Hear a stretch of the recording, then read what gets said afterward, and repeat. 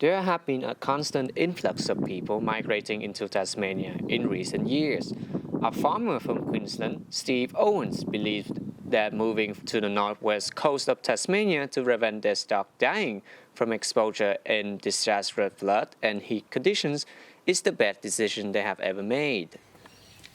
I think it has got warmer, and I think the summer have got longer.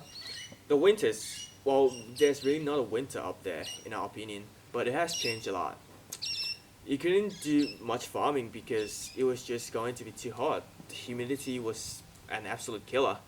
You couldn't use your water because there was restrictions, so Tasmania it was.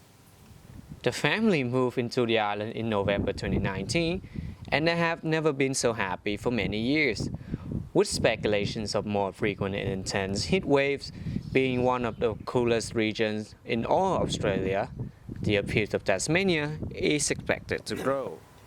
Yeah, it was drought in Queensland, and I was sitting in the back of the car as we drive around Tassie looking at cattle.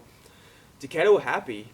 There were green grass, and I started thinking to myself, do we have to stay where we are? Our children have grown up, and we don't have to stay in Queensland forever.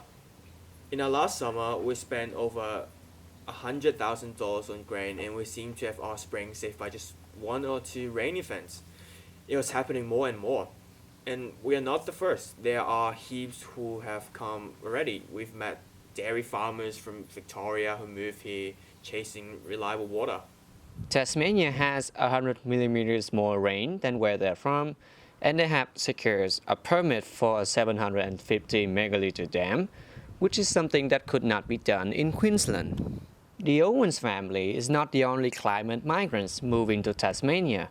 The 2018 and 2019 financial years saw net interstate migrations of over 2,000 people, and it's been positive for the last 5 years straight, though down in the last year just a little from the peak. Typically, Tasmania interstate migrations is negative, so this is quite unusual and shows no signs of abating. My wife and I both worried about climate change, the long term impact, and the projections of how things were going to become more difficult. If our climate was going to change, our operation would have to change as well.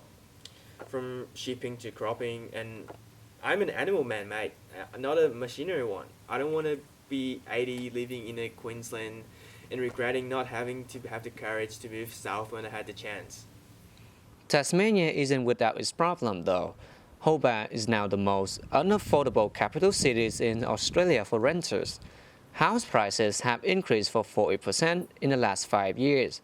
The government really needs to make adjustments to this matter before it's become an issue. Jimmy Barnes, ABC News.